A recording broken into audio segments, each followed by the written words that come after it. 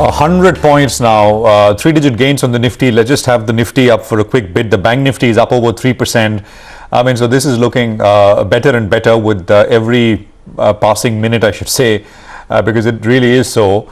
And it's large caps. I mean, for the first time after some time, the broader market is starting to, I mean, it's not starting to, it's just one day it's up less than what the large caps are up by. So we'll see if this rotation continues.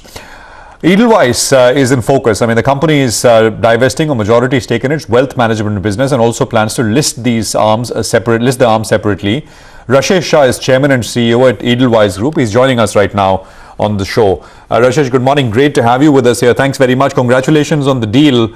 So let's just start with that deal. 51% stake sale in the wealth business to PAG Private Equity. Could you tell us what sort of drove this deal? Because the wealth management business is a highly lucrative business, but you are selling 51% in it. It already has another investor. Could you just talk to us about the thought process behind it? How much stake will you be left with? This cash which comes in, how that will be utilized? So, as you know, over the years, we've been building businesses. So currently in Edelweiss, we've got 6 businesses: asset management, wealth management, life insurance, general insurance, retail credit, and wholesale credit. As you know, in the last couple of years, we've been scaling back on wholesale credit, but we continue to invest in all the other businesses. This wealth management business is something we started 20 years ago. In fact, we started this business 20 years ago by acquiring a small brokerage firm called Rochdale, and we paid about 8 crores for that. So what was 8 crores 20 years ago has now become 4,500 crores. So our idea has been to create value, and we see a lot of opportunity in the wealth management space. And we are now at a stage where this business has scaled up quite a bit. With the right partner, it can become even more independent and then get listed. And our idea is that we should be able to demerge this business and distribute the shares for free to the Edelweiss shareholders. And that will be a big upside for Edelweiss shareholders because they will get direct ownership in this business. I think our expectation is that our old investors, Koda and Sanaka, should have about 8-9% ownership in this business. Edelweiss stake will be about 40 plus in this, and PAG will be 51. So at 40 plus, we will be able to distribute those shares to our shareholders as the demerger process goes in. So our whole idea has been, as the businesses have grown, we want to make them independent. If you know, the first 25 years of Edelweiss, we've been more like a joint family system where all the businesses were under the same roof. But now the businesses have a lot more scale they can achieve, and getting the right partners who can provide capital support and all. Because as you know, we are a first generation entrepreneur group, we are professionals. So getting partners who have the ability to put in capital, the ability to scale up, also bring the rigor of the private equity investor in terms of very clear focus on a particular business will help us a lot. So we see this as a JV. This is like a joint venture. We have a joint venture in our insurance business. We have another joint venture in a wealth management business. So you will own 40% because Cora is also there, right? You will own 40% post money. Yes, so it will be about 40 plus because Koda and Sanaka have a convertible structure. So depending on how it gets converted, it will be around 8% or 9% will be their holding. Edelweiss will be 40 plus, most likely 41-42%. Rashesh, so this the utilization of the cash? We will be using part of the cash for this business itself because, the closing will take another 4-5 months. This business requires some cash for growth because, as you know, we are the leaders in this. We need to provide capital for our clients, for their, for exposure in the exchanges, for, allowing them to do margin funding and things like that. So part of it will go for this business. Part of it will go to repay some of the Edelweiss debt because over the years we have borrowed a little bit to seed all these businesses because we have actually not raised too much capital and we have seeded all these businesses. Now that the businesses are on their own, it is a good time to start, monetizing a little bit and repaying that debt. and the other part will go towards investing in the other growth businesses like the insurance businesses, like the retail credit business, because all these business have a lot of growth opportunity. Asset management business, we are almost 1 lakh crores of AUM in the asset management business now. We think there is a lot of growth, and if we invest 100 200 crores in each of these businesses over the next couple of years, there is a lot of growth that we can harness. Got it. Rashesh, one sort of top-down point, and we want to discuss the other results, etc., as other businesses as well, is that as I began by saying, wealth is a extremely lucrative business, right?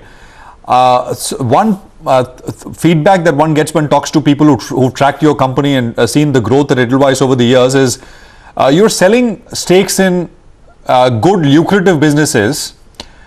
And what will Edelweiss now look like? I mean, after a while, because you've been on this path of selling stakes, and there is the credit business, right, which has basically suffered like other credit businesses have suffered. So, is it good money after bad in that sense? No, actually, all our businesses are lucrative. I must say, all businesses are lucrative. All businesses go through cycles. So, obviously, credit business has been the major earning driver of Edelweiss for the last 10 years. Last couple of years, it has faced headwinds. But we should always remember that the investments we made in wealth management business, asset management business, a lot of the cash flow came from the credit business in the good days of the credit business. So, I think our idea is to be a diversified business group in the financial services space, and businesses will go through cycles, and all our businesses are lucrative on a long-term basis because we build businesses like this. As I said, even this Edelweiss wealth management business, it has taken us 20 years to build this. But I must say, a year ago we sold stake in our credit business to CDPQ. If you remember, 1 year ago, last year in May, CDPQ invested almost 1,000 crores in our credit business itself. A few years ago, we sold a stake in our asset management business. We have a JV partner with our life insurance business where Tokio Marine is invested. This business has been going on for 8 years. A lot of investments have happened. It's a long-term lucrative business, but in the short term, it has been a P&L, it has been making P&L hit on us. But we have partners in all this. So whether it's the life insurance business, whether it's our ARC business, whether it's our wealth management business, whether it's our credit business. In NBFC, last year we were the first NBFC after the IL&FS crisis to get a private equity investment in that business. We did it in May 2019. So we don't try to time and say, okay, let's try and sell it at the best possible price. Our approach is, if the business can use capital, if the capital can be used for growth, then we should do whatever is right for the business. We don't come from a very traditional promoter mentality of keeping control and saying, I need control, because we are a very professional firm. We work on a very partnership approach. And as you have seen over the years, we have a lot of shareholding with the employees. Also, we have given a lot of employee stock options to a lot of our employees over the years. So we have approached this as a partnership. This is not a very control-oriented structure.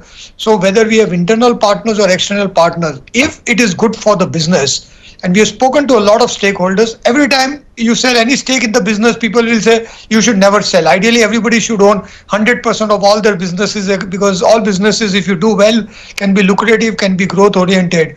But capital is important. Equity capital is important. As you've seen, even the best of the private sector banks have been raising equity capital in this time. Even people who are very well capitalized, all the private sector banks have been in the market to raise money for two reasons. I think one is this COVID uncertainty. The more capital you have, because that's why you need equity capital. Otherwise, if you're profitable, why do you need equity at all? But equity gives you support. It gives you a foundation. It gives you risk capital. And it also allows you to grow when growth comes back. We do believe that growth will come back by March 21. And the stronger your balance sheet, the stronger your capitalization, it will allow you to grow much faster. Plus, in Edelweiss, we are very keen that we simplify our business structures. We are we have a diversified business model, but now we want each of the business to stand alone on its own and scale up and grow and unlock value on that. Rashesh, absolutely. Just a couple of questions on your balance sheet as well as leverage position. Your debt stands at 30,400 crore. Your debt to equity is at 3.2 times, and you've said that you plan to bring it down. Can you throw some more color? Any guidance on that? What would your debt look like by the end of this year after the deleveraging process? What do you want your debt to equity to look like? I think we will most likely end up at somewhere between 2.5 to 3. Our credit businesses will support debt of about 4x in the credit business, but overall Edelweiss as a whole, because we have a lot of businesses which are not credit oriented, we expect to be around 2.5 to 3 times, which is very conservatively geared. And our approach is to build profits and return on equity, not just by gearing up more, by having a higher gearing on the balance sheet. Idea is to have a lot of fee income. So like in the wealth management business, this EWM, where we've sold a stake, we expect to do about 1,000 crores of fee income a year, and that's fairly robust. In our asset management business, we do another 1,000 crores of fee income a year. So we have a fairly strong fee base also. Even in our credit business, we want to become more capital efficient, more asset light, generate a lot of fee income, because I do believe that NBFCs and non-banks should rely a lot more on fee and other income rather than just sheer balance sheet size, because banks will always have a cost of capital advantage, and NBFCs can do things that banks don't do. They can partner with banks and scale that up. So I think long term, we would like a 2.5 times to 3 times gearing for the group as a whole, and 3 to 4 times for our credit businesses.